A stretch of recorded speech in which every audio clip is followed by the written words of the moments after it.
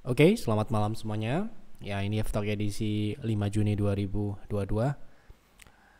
Oke, seperti biasa malam ini ya kita akan membahas ISG dan saham-saham yang sudah masuk di kolom komentar. Kita langsung mulai saja.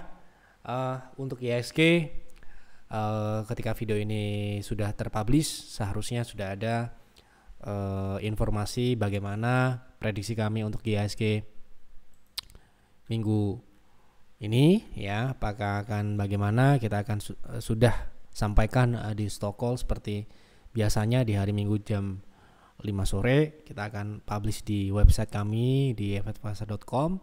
Jadi silahkan Bapak Ibu bisa kunjungi website terkait pembahasan ISG. Dan seperti biasa akan ada satu saham yang menarik khusus untuk member PTR, seperti misalkan minggu lalu kita berikan satu saham, yaitu yang Anda mungkin bisa cek adalah sahamnya adalah ini edisi 29 Mei minggu lalu, stock call terakhir sebelum minggu ini, yaitu Nelly yang ya mengalami kenaikan signifikan dan sangat cepat dan mencapai target yang cukup singkat ya. Gitu. Jadi Nelly sudah mencapai target bahkan melebihi ya, karena targetnya adalah 440 ya. Dan dia mengalami kenaikan bahkan sampai dengan 500. Jadi harusnya member kami di PTR harusnya menikmati profit di saham Nelly. Ini salah satu saham pilihan kami di akhir bulan Mei yang lalu. Oke, jadi untuk minggu ini ada satu saham lagi yang sangat juga menarik, yang seharusnya sangat layak trading meskipun kondisi ISG mungkin saja terjadi koreksi. Tapi saham ini memang tipikal saham super agresif yang pergerakannya berlawanan dengan indeks ya seringkali. Jadi secara probabilitas harusnya memiliki potensi yang besar. Jadi Bapak Ibu, ini di sini risk rewardnya 21/5. Jadi potensi upside-nya 21% dengan risk 5%. Jadi ini Anda bisa lihat di stock call edisi 5 Juni khusus untuk member PTR. Oke, begitu. Jadi ISG silahkan baca di stock call kami yang sudah kami publish. Kita langsung masuk ke pembahasan saham saja agar menyingkat waktu ya. Oke, yang pertama kita akan bahas ini dari saham 666. Menurut Bapak kenapa Soci tidak bisa naik kencang seperti Temas atau SMDR? Kita coba lihat Soci. Soci terakhir kita bahas dia sedang pullback ya. Di Twitter pun kita sudah jelaskan potensinya adalah swing untuk Soci. Dan Soci saat ini berada di target terdekat ya untuk swingnya. Sebentar saya cek di Twitter dulu. Nah ini ya. Jadi Soci ini sudah mencapai target terdekatnya di 200. Oke, pertanyaannya adalah kenapa Soci tidak sekencang saham Temas dan saham SMDR ini?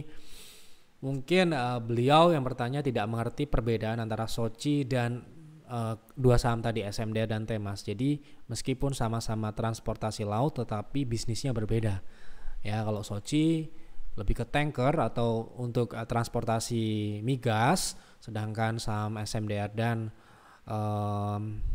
Temas lebih ke logistik. Jadi perbedaan inilah yang mungkin tidak sama, membuat siklusnya berbeda gitu ya.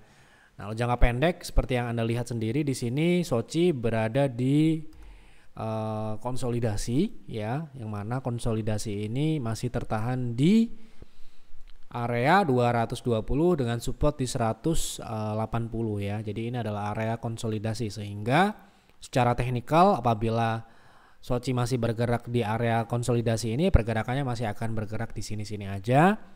Dan itu pun kita mungkin bisa manfaatkan untuk swing trade seperti yang kami lakukan di PTR pun. Kita melakukan swing trade untuk saham Soci ini pun juga relatif berhasil. Meskipun ini relatif tidak pergerakannya bisa dikatakan memang swing di area konsolidasi, namun rentang konsolidasi ini cukup untuk kita manfaatkan untuk swing. Potensi ke depannya kemungkinan akan mengarah ke resist 220 ya. Jadi ini masih proses menuju ke sana sepertinya. Dan untuk jangka menengah panjang mungkin Soci ini tetap akan mengarah ke atas, karena seperti yang saya sudah bahas sebelumnya, Soci ini mencoba untuk reversal. Jadi konfirmasi reversal dari Soci ini apabila dia berhasil breakout dari 240. Jadi kalau misalkan Anda ingin melihat saham Soci ini pergerakannya lebih baik atau lebih lebih lebar atau lebih menarik lagi, memang harus menunggu konfirmasi di atas 240. Perbedaannya tadi saya sudah jelaskan, kita tidak bisa membahas lebih detail perbedaannya seperti apa. Kinerjanya pun mungkin akan berbeda dengan saham yang dimaksud tadi, Temas dan SMDR sendiri, yang mana Soci di sini kalau tidak salah kinerja 2021 ini belum update di TradingView kebetulan. Di 2022 pun kami cek kinerja kuartal 1 2022 itu revenue-nya turun, namun secara profitabilitas utamanya di laba operasionalnya mengalami peningkatan, marginnya meningkat gitu ya. Silahkan dicek. Jadi mungkin peningkatan profitabilitas ini akan direspon dengan kenaikan menguji resist 220 sampai dengan 240 ini dalam jangka pendek ya. Nah, nanti lanjutan untuk naik lebih tinggi lagi, kita harus lihat bagaimana pergerakan di 240 ke atas, karena itu adalah level psikologis yang level penting yang akan mengkonfirmasi keberlanjutan sebuah tren naik, karena tren naiknya Soci ini sudah berlangsung sejak November 2020. Jadi Soci konsolidasi sejak 2020 ya, ini sudah berjalan cukup panjang. Maka dari itu ini pengujian kesekian kalinya, kalau dia berhasil harusnya akan ada efek yang besar untuk kelanjutan kenaikannya. Ya, begitu kira-kira untuk Soci perbedaannya, karena memang berbeda kondisi atau bisnisnya juga berbeda. Mungkin nanti di video khusus kita akan buatkan kenapa kok sama-sama saham transportasi tapi transportasi laut tetapi berbeda kinerjanya. Ya karena kita harus melihat ini secara mendetail, di mana di situ juga bisa menentukan perbedaan siklus setiap saham ya. Oke. Berikutnya kita akan melanjutkan ke saham berikutnya dari Bu Desi. Untuk Jaya kira-kira maksimal penurunan di berapa? Kita nggak bisa bilang maksimal, mungkin idealnya dan bagusnya kalau masuk ambil posisi di berapa best price-nya. Kita anggap ini trading ya. Kita anggap ini trading karena tidak ada penjelasan di situ. Berarti kita akan lihat Jaya untuk sisi teknikalnya dulu.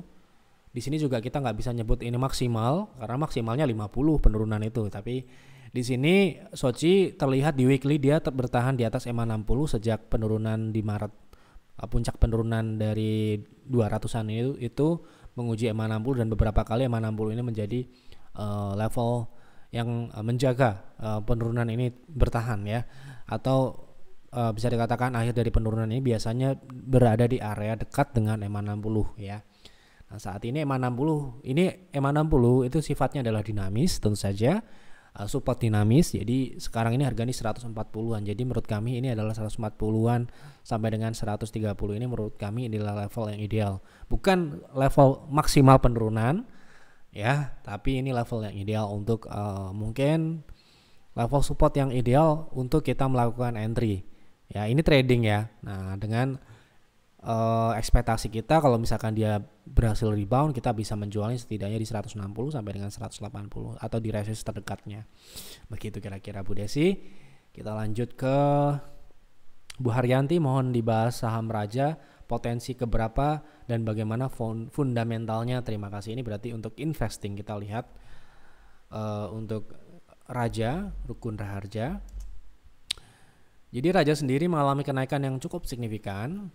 Di sini Raja kita lihat view jangka panjangnya ya. Sebagai investor kita harus tahu ya karakteristik dari saham yang kita investasi. Kalau kita investasinya jangka panjang, untuk Raja ini menurut kami ini adalah tipikal saham super agresif ya. Jadi ketika dia mengalami kenaikan itu sifatnya jangka pendek. Kita ambil contoh ya. Dan ini berulang-ulang ya. Berulang-ulang artinya Anda tidak bisa melakukan penyimpanan saham ini cukup panjang karena ada potensi profit yang sudah Anda bisa dapatkan itu kembali lagi atau tidak bisa direalisasikan dengan baik gitu ya. Karena ketika dia mengalami kenaikan atau fase uptrend itu sifatnya hanya jangka pendek, seperti misalkan kenaikan yang terjadi saat dia IPO di 2006 ini, dia mengalami kenaikan di sini mungkin pernah stock split, nggak tahu saya juga. Di sini harganya 40 dan sempat naik di 200 kemudian turun lagi dan konsolidasi cukup panjang. Nah, seperti ini kalau misalkan kita tidak melakukan take profit atau sell on strength, otomatis profit yang kita dapatkan ya kembali tidak bisa kita dapatkan. Nah, ini kembali mengalami kenaikan lagi di 2010 ya. Harga naik dari 40 naik ke 370. Ini signifikan sekali kenaikannya ya. Jadi kenaikan yang signifikan seperti ini ya 800-an persen ya, ini merupakan kenaikan yang signifikan, tetapi ini tidak berlangsung lama. Ini kita lihat 1 2 3 4 bulan ya kenaikan ini sifatnya, jadi tidak bisa hold tahunan. Kalau Anda hold itu akan kembali lagi, harganya akan turun lagi ke 100, dan itu sayang sekali. Kalau misalkan Anda take profit di sini, mungkin Anda bisa buyback dengan modal yang lebih besar hasil dari profit sebelumnya. Seperti itu.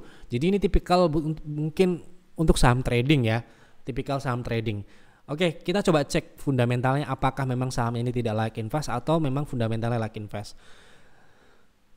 Seperti halnya saham-saham yang memiliki volatilitas tinggi, kemungkinan ya karena dia adalah merupakan emiten yang sangat sensitif terhadap juga fundamentalnya ya. Di sini fundamentalnya kita lihat 2015 di sini hanya sampai dengan 2015 di sini mengalami penurunan ya. Dari revenue di 2015 itu revenue tertinggi yang ada di TradingView yaitu 2,5, sedangkan di 2021 hanya 1,4. Artinya ada penurunan.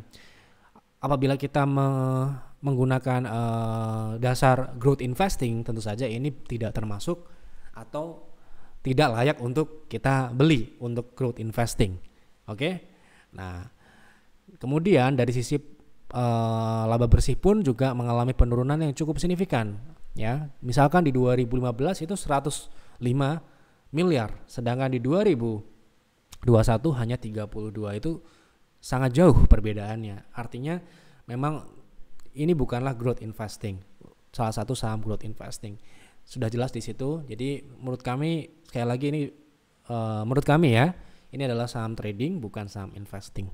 Ya, masih banyak saham yang growth-nya secara konsisten ya. Kita ambil contoh Temas lah yang kita sudah sering bahas. Anda bisa lihat pertumbuhannya.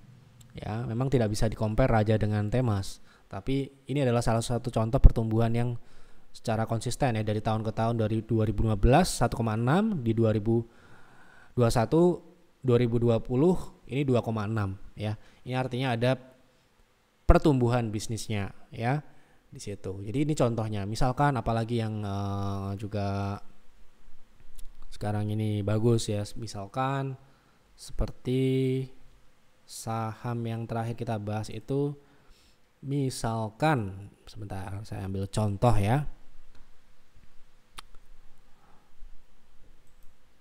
IRA ya, misalkan IRA. Nah, IRA ini secara fundamental Anda bisa lihat sendiri, ini pertumbuhannya ya. Anda lihat ini adalah pertumbuhannya dari 2016 sampai dengan 2021. 2016 dia revenue-nya hanya 12 miliar dan di 2021 1,3 triliun. Jadi buat kami yang menganut growth investing, ini adalah salah satu emiten growth investing ya. Pertumbuhannya bahkan ribuan dan ratusan persen per tahunnya ya. Begitu juga untuk laba bersihnya ya. Di sini bisa dilihat seperti itu. Jadi ekspektasi kita adalah ketika kita memegang sebuah saham yang bertumbuh, harga sahamnya nanti juga akan bertumbuh, value-nya juga akan bertumbuh seperti itu. Nah, di sini nih sebagai studi kasus saja ya, kenapa saham Raja tadi menurut kami hanya untuk trading, potensi naiknya sangat besar, tapi itu sifatnya jangka pendek dan tidak bisa, menurut kami tidaklah layak untuk di hold dalam jangka panjang, kita katakan lebih dari 1 tahun. Kalau invest kita bisa hold lebih dari 1 tahun karena pertumbuhan bisnisnya yang bagus, harga sahamnya harusnya mengikuti. Meskipun tetap akan ada volatilitas atau respon terhadap noise yang ada di market gitu ya. Gejolak-gejolak yang ada di market itu sangatlah wajar, dinamika pasar. Oke, begitu kira-kira Bu Haryanti, semoga menjawab. Jadi mungkin Ibu bisa trading di saham Raja ini, tetapi untuk invest secara fundamental menurut kami, sekali lagi menurut kami ini bisa, menurut Anda tidak setuju tidak masalah, menurut kami ini hanyalah untuk trading untuk Raja.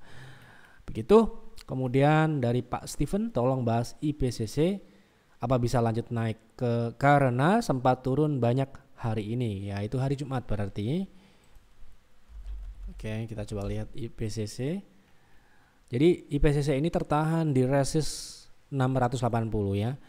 Untuk daily IPCC ini kita lihat ini adalah target swing yang ideal sudah kita bahas sebelumnya di sini karena sudah ada gambarnya. Harusnya inilah target swing untuk IPCC. Namun kenaikan yang terjadi kemarin sepertinya memang direspon dengan tekanan jual yang direfleksikan dengan volume ya. Jadi kemungkinan ini akan menutup gap di 595 kemungkinan ya. Tapi bisa saja dia akan meretest kembali resist tersebut. Artinya apa? Kalau misalkan kita mau trading ini lebih menarik di saham ini, memang harus tunggu di atas 680. Itu akan pergerakannya akan lebih lebar lagi dan lebih menarik lagi ruang geraknya. Begitu kira-kira Pak Steven. Oke, kemudian dari Aquila Inci bagaimana analisanya menurut Pak Yev untuk swing jangka menengah? Oke, kita lihat saham Inci untuk swing jangka menengah. Jadi saham Inci ini sudah mengalami kenaikan yang signifikan, bahkan dia gap up ya. Tipikal saham ini memang seperti ini Pak ya. Jadi volatilitasnya sangat tinggi dengan likuiditas yang rendah. Jadi mungkin transaksinya kadang ada, kadang tidak ada, sehingga mungkin ini untuk swing bisa, tapi kami boleh bilang saham ini merupakan saham yang hanya diperuntukkan untuk saham untuk Bapak Ibu yang full time. Ya, jangan sampai Anda meleng kemudian profit atau modal Anda tiba-tiba dibawa turun dan nyangkut ya, karena ini dia bisa naik signifikan, turunnya juga sama ya, apalagi sekarang ini turun dibatasi, akan sangat mudah untuk membuat dia auto reject bawah dan Anda kesulitan mungkin untuk menjualnya. Untuk swing sendiri dia memiliki potensi yang signifikan ya. Oke, kita coba lihat Inci ini. Kalau melihat dari swing terakhir, ini uptrend dalam jangka panjang. Kita lihat di monthly, ini uptrend dan dia dijaga di EMA 60 untuk monthly chart ya. Jadi kemungkinan ya ini masih ada ruang gerak naik paling tidak di 895. Tetapi sekali lagi ini sudah naik cukup signifikan dengan gap. Jadi risknya harusnya juga besar ya. Nah, di situ support terdekatnya ada di 665 dan support gapnya di 590. Jadi misalkan kita ambil kasus misalkan kenaikan yang terjadi di Juni 2020, ketika dia gap up kemudian dia retest turun ya, dan ini dia berakhir di 0,36 ya. Saya belum pernah melihat sebelumnya, belum menganalisa sebelumnya, tapi kemungkinan besar 0,6 karena kami pernah menjadi seperti itu. Jadi kita bisa perkirakan kira-kira. Nah, ini kita nggak tahu ini peaknya berapa, harusnya peaknya di 0,618. Kalau misalkan peaknya 0,618, kita bisa tarik dan kita bisa cari target retrace idealnya, yaitu di harga kemarin low terendah kemarin yaitu di 685. Tapi sekali lagi ini adalah saham super agresif dengan likuiditas yang rendah. Jadi Anda mungkin akan melihat saham ini bolong-bolong lotnya atau papannya bolong, bisa loncat-loncat sahamnya, harga sahamnya dan sebagainya. Jadi sekali lagi kembali ke masing-masing. Kalau Anda bisa mengikutinya akan sangat bagus, tapi kalau tidak ya akan berisiko besar. Begitu kira-kira. Oke, kemudian kita lanjut ya. Dari di sini akunnya Wanita Mandiri. Asa untuk invest menarik nggak ya? Asa ini saham baru. Jadi sekali lagi Yev tidak bisa memberikan advice atau saran ini layak atau tidak karena kita tidak bisa menganalisa saham IPO. Jadi silahkan tanya mungkin orang lain yang bisa menganalisa saham IPO ya. Kalau saya dan sistem kami pun kemungkinan tidak bisa memproses saham IPO. Jadi saham itu sangat banyak sekali, saham yang sudah ada pun banyak. Dan ketika kita tidak bisa melakukan analisa berarti risikonya kita tidak bisa ukur dan ya kita akan tidak bisa mengkalkulasi dengan baik. Ya kita akan mencari saham yang lain, mencari saham yang bisa kita ukur dan bisa kita analisa, sehingga investasi dan trading ataupun trading pun kita juga bisa mengukur. Ini teknikal pun kita belum bisa melihat secara bagus karena indikatornya juga belum ada dan ini naik signifikan dalam beberapa hari setelah IPO ya gitu. Jadi luar biasa kenaikannya, tapi mohon maaf kami tidak bisa mengikuti saham seperti ini. Jadi inilah kami, jadi punya kelemahan, pasti ada kelemahan-kelemahan yang dimiliki. Kita mungkin kembalikan ke Bapak Ibu, silahkan tanya ke orang lain yang mungkin lebih hebat yang bisa melakukan analisa saham IPO, silahkan. Oke, begitu kira-kira. Nah ini saham ASA lagi ya, Warung Gobios Pak bisikin saham yang sejenis dan bakal susul ASA mancing gorengan ikan. Mancing gorengan ikan artinya saham ini saham perikanan ya, fishery ya. Oke. Mungkin saham yang sekarang kami perhatikan salah satunya adalah saham DSFI. Ini juga sejenis dengan saham ASA, namun ini bisa kita analisa karena datanya sudah ada, indikatornya sudah lengkap. Kalau dari sisi fundamental mungkin tidak terlalu bagus, tetapi di 2021 ini saya lihat kinerjanya sangat bagus dibandingkan 2020 jelas. Di 2021 ini kinerjanya hampir semua yang jelek di 2020 hampir semuanya membaik di 2021. Jadi ini misalkan di kuartal 1 dia naik revenue-nya dari 104 menjadi 130, kemudian dari 58 di kuartal 2 menjadi kuartal 2021 menjadi 121. Dan ini membaik terus dari kuartal 1 sampai dengan kuartal 3. Tapi kemungkinan di kuartal 4 ini belum ada di TradingView, kemungkinan besar kuartal 4 juga bagus. Silahkan dicari laporan keuangannya. Nah untuk harga saham atau teknikalnya menurut kami ini juga secara monthly pun menarik sekali karena harga sahamnya ini saat ini sudah berada di atas EMA 60 yang artinya ini berpotensi untuk memulai uptrend setelah dia membentuk high low baru, dan kebetulan siklusnya mungkin bisa bersamaan dengan saham ASA tadi yang juga mengalami kenaikan. Ini mungkin bisa menjadi salah satu opsi yang kita bisa ukur risk dan rewardnya tentu saja. Ya, di sini kita lihat risknya itu kalau dia turun di bawah EMA 60 itu sekitar 8% dengan reward terdekat ya, atau potensi upside terdekatnya di area konsolidasinya itu 120-an itu sekitar 20%. Artinya ya ini merupakan saham yang menarik ya secara risk rewardnya, dan secara fundamental tadi silakan dicek di 2021 kemungkinan dia membaik dan ini bisa direspon oleh harga sahamnya. Dan untuk jangka menengah mungkin bisa mengejar di harga 200 ya untuk DSFI ini sampai dengan 240. Jadi kita akan lihat ini prosesnya. Sementara ini memang transaksinya masih sepi karena dia masih tertahan di resist konsolidasi di 104. Kalau dia bisa break kemungkinan dia akan agresif menuju 120-an. Begitu kira-kira. Oke, kemudian kita lanjut ke Bu Indrawati. NATO kelanjutannya bagaimana Pak? Saya nyangkut di 650. Kok nyangkut? Harusnya tidak nyangkut kalau Anda punya trading plan karena ada proteksi dan sebagainya. Jadi nyangkut itu definisinya adalah kita membeli ya, kemudian harga sahamnya turun di bawah stop loss dan tidak mau menjual, itu nyangkut. Kalau misalkan kita jual sesuai dengan trading plan kita itu tidak nyangkut. Ya, itu adalah salah satu menjalankan strategi yang Anda sudah siapkan sebelum Anda membeli, dan itu adalah bagus. Ya. Jadi kalau nyangkut itu biasanya tidak mau jual rugi, itu intinya. Dan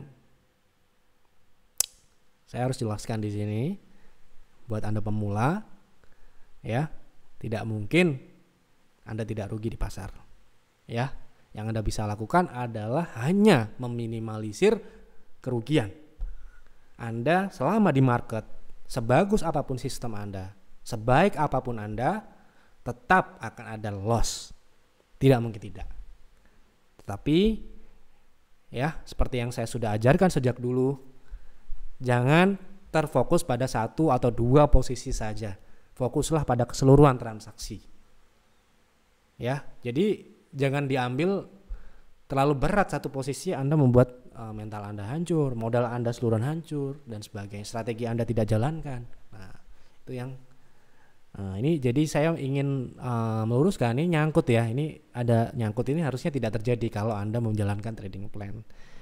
Anda harus deal dengan trading plan sebelum Anda beli. Kalau trading plan itu kan nggak cuma take profit atau target profit, tetapi juga target stop loss. Stop loss setiap orang mungkin berbeda-beda. Kalau di kami tidak boleh lebih dari 6% atau 5% setiap transaksi. Ya, Anda bisa cek kinerja kami di bulan Mei kemarin ketika IHSG hancur tidak boleh lebih dari 5, tidak ada yang loss 5%, bahkan 1-2% kita akan cut. Ya. Seperti itu misalkan, tapi silakan kalau di sini agar tidak nyangkut seperti apa itu adalah Bapak Ibu sendiri yang memiliki profil resiko yang berbeda, ya. Jadi seharusnya memang tidak nyangkut. Kalau Anda memahami, mengamalkan apa yang kami sampaikan di sini, dan mungkin di tempat lain yang mungkin advisor ataupun mentor-mentor lain yang benar pasti akan mengajarkan seperti itu. Sama lah prinsipnya. Untuk berhasil di market bukan menghindari loss, tetapi meminimalisir loss. Ya. Kalau misalkan Anda tidak meminimalisir ya akan nyangkut. Ya. Atau lawannya yaitu memaksimalkan loss. Tidak mungkin tidak. Ya, karena kenapa? Karena market tidak mengenal Anda, saham ini juga tidak mengenal Anda. Jadi tidak ada kata ampun untuk orang-orang yang teledor atau lengah di market. Untuk NATO sendiri, saya nggak tahu harga belinya berapa tadi ya, disebutkan atau tidak.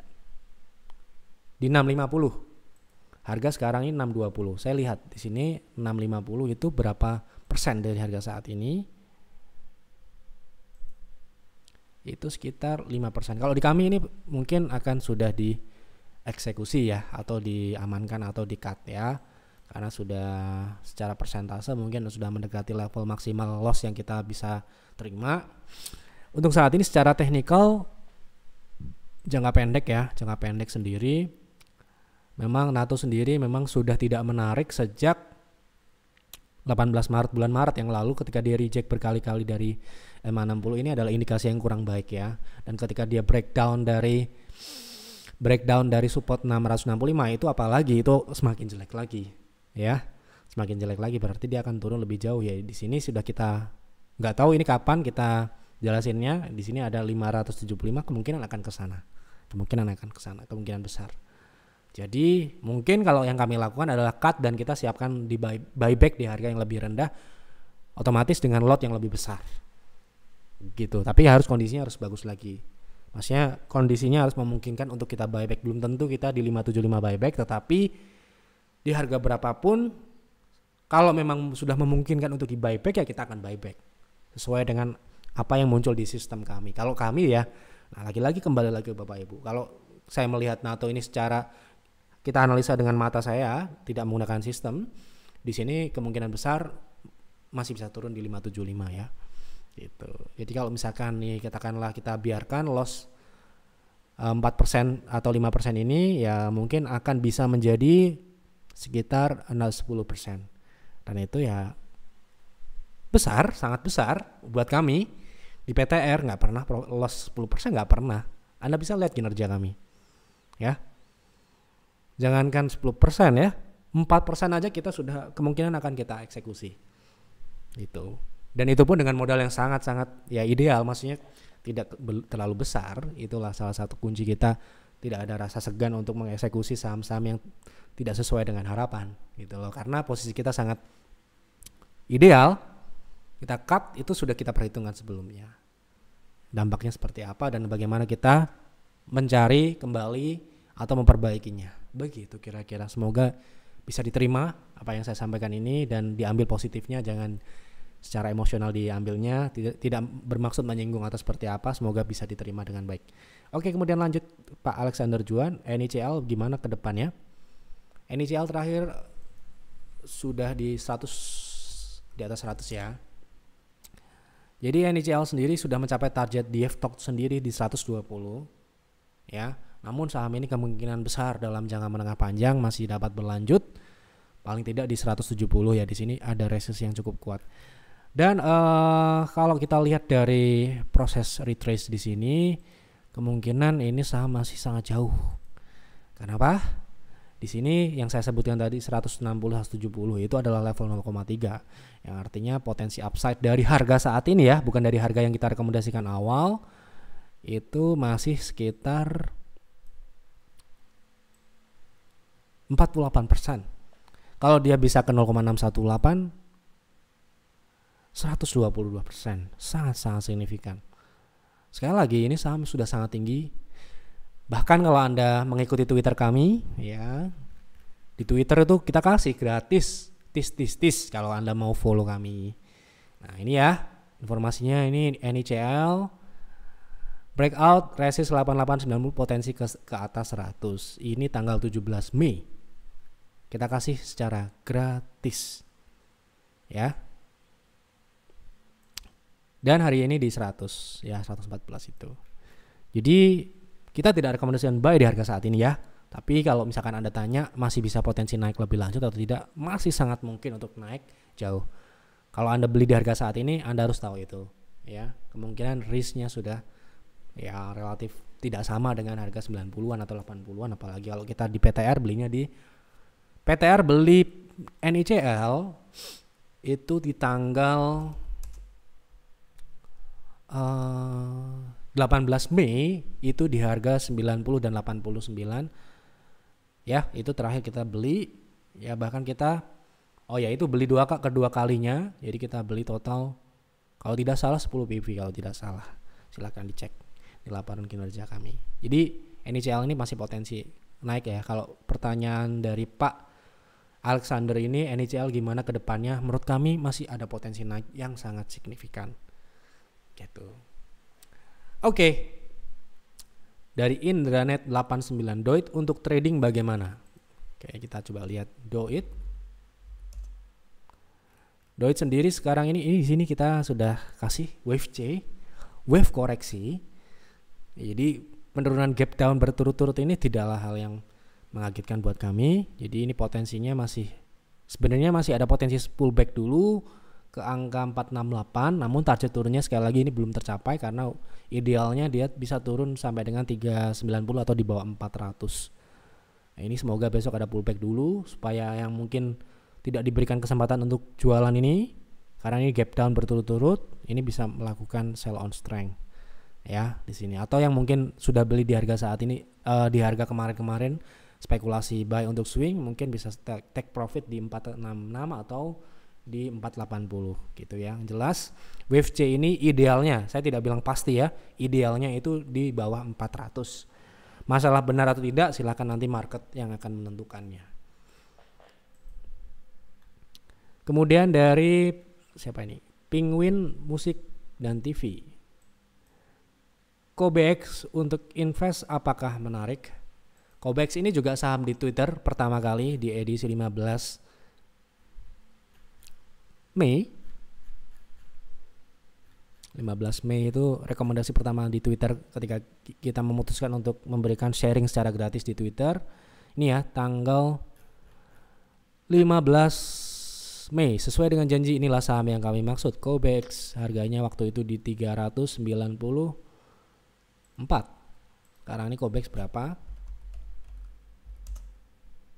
565. Pertanyaannya adalah untuk investasi ya. Untuk invest apakah menarik? Kalau dilihat dari kinerja beberapa tahun terakhir ini memang Kobex terlihat jelek di 2020 terutama. Tetapi dilihat dari 2001 ini sangat signifikan pertumbuhannya. Sebelumnya 740 miliar menjadi 1,7 triliun. Ya, ini naik signifikan, naik sekitar 130%. Untuk revenue, laba operasionalnya tumbuh 263%. Bottom line tumbuh 227%. Jadi ya ini membaik cukup signifikan. Semoga ini bisa stabil. Kalau harga sahamnya sendiri menurut kami ini sudah cukup premium untuk dibeli di harga saat ini. Tapi kalau Anda mungkin belinya di harga yang mungkin tadi di harga 400-an mungkin ya masih oke. Karena mungkin saja dia akan mengarah ke 700-an untuk ke depan secara teknikal. Ya. Ini kita lagi-lagi kita harus lihat kalau fundamental itu nggak cuma teknikalnya, tetapi fundamentalnya tadi kita lihat cukup bagus. Semoga bisa dijaga di 2022. Begitu kira-kira. Oke. Begitu kira-kira untuk YEF Talk kali ini di edisi 5 Juni 2022. Semoga YEF Talk malam ini bisa memberikan manfaat untuk Bapak Ibu semua dan dapat memberikan informasi yang menguntungkan. Terima kasih sekali Bapak Ibu yang sudah mendukung kami dengan klik like, dengan share video-video kami, YEF Talk ataupun YEF Edu. Terima kasih Bapak Ibu yang sudah bergabung ke layanan kami. Itu adalah salah satu bentuk yang juga bentuk dukungan yang nyata dari Bapak Ibu semua yang sudah percaya dengan kami. Jangan lupa untuk subscribe apabila Anda baru pertama kali nonton YEF Talk dan belum subscribe channel ini, silahkan subscribe karena Yev Talk akan tayang hampir setiap hari. Kita akan berikan pembahasan saham. Silahkan tulis di kolom komentar saham apa yang menarik untuk dibahas, dan juga jangan lupa untuk follow Twitter kami karena kemungkinan hari Senin kita akan membagikan saham yang menarik lagi. Terakhir kita membagikan Elsa dan sudah naik, tapi kita belum bagian lagi. Mungkin nanti tim admin akan meminta ke tim advisor di PTR untuk saham yang menarik selanjutnya apa. Silahkan ditunggu di Twitter kami Yev Advisor. Secara gratis Anda akan mendapatkan rekomendasi atau referensi. Jadi silahkan Anda olah sendiri buat trading plan-nya sesuai dengan profil Anda, sesuai dengan strategi Anda. Itu saja. Mohon maaf apabila ada kekurangan atau kesalahan dalam penyampaian di Yev Talk malam ini. Semoga dapat diambil sisi positifnya dan diabaikan sisi negatifnya. Itu saja. Selamat malam dan selamat beristirahat.